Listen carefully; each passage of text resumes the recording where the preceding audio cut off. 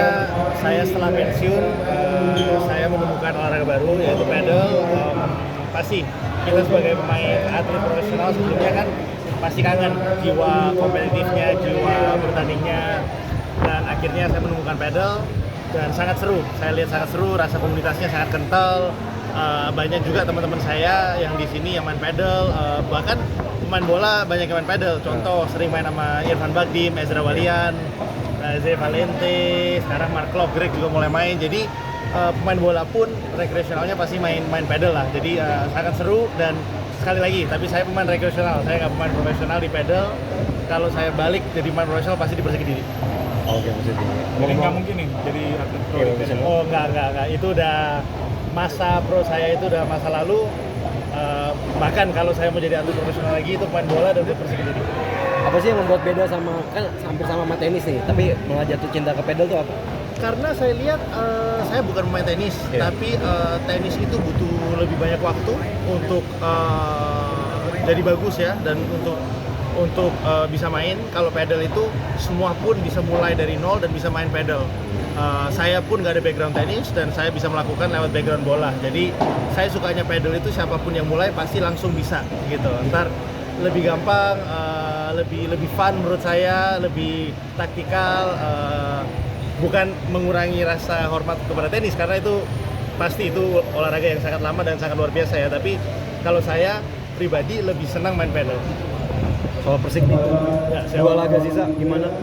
Ya pastinya kayak biasa, semenjak awal musim sampai sekarang fokus kita masih sama, yaitu meraih kemenangan di setiap laga yang di depan, mulai dari Arema, Semen Padang, terus akhirnya Borneo. Jadi target kita selalu sama, itu untuk meraih kemenangan. Mau kita aman dari degradasi, mau kita papan tengah dan lain-lain, pasti setiap game itu kita bakal berjuang maksimal demi kota Kediri, Kabupaten Kediri, dan Persikmania.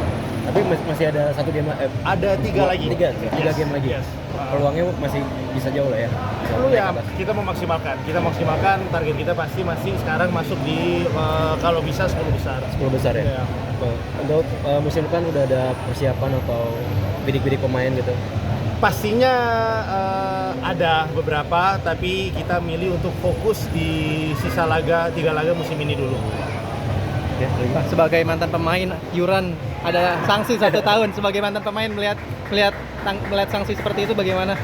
Ya pastinya sangat sedih lihat kolega tidak bisa main bola setahun ya. Itu pasti susah buat dia. Saya pun hubungan dia sama dia baik. Kita sering main lawan PSM kan, dan main lawan dia pemain bagus, pemain berkualitas. Tapi kembali lagi keputusan semua di PSSI dan PT LIB, dan kita sebagai Persikedi pasti kita mendukung LIB dan PSSI dengan keputusan apapun. Menurut Bang Irwan kritik itu wajar nggak sih Bang? Semua ada opini masing-masing, tapi mungkin Yuran menyuarakan di sosmed dengan keras, dan mungkin itu yang membuat PSSI dan LIB kecewa. Tapi semua pasti ada opini masing-masing. Saya pribadi nikmatin liga musim ini. Saya bilang liga musim ini berjalan dengan baik, lebih bagus, teratur semenjak Pak Erick Thohir juga jadi ketua PSSI, dan semoga kedepannya lebih baik lagi. Tapi 1 tahun apakah itu berlebihan? Ya, saya nggak ada hak untuk ngomong itu kembali lagi keputusan LIB dan PSSI. Dari kejadian ini mungkin ada pembelajaran juga untuk pemain Persik Kediri, jangan melakukan kayak gitulah di medsos gitu. Yes, pastinya saya selalu ngomong sama pemain maupun official bahwa kita mengenai hal-hal gitu mendingan kita nggak terlalu vokal, kita fokus kepada diri sendiri dan bekerja semaksimal mungkin. Tapi kembali lagi, semua orang kan manusia itu nggak sempurna, pasti ada khilafnya. Jadi ya semoga Yuran kedepannya bisa dimaafkan lah.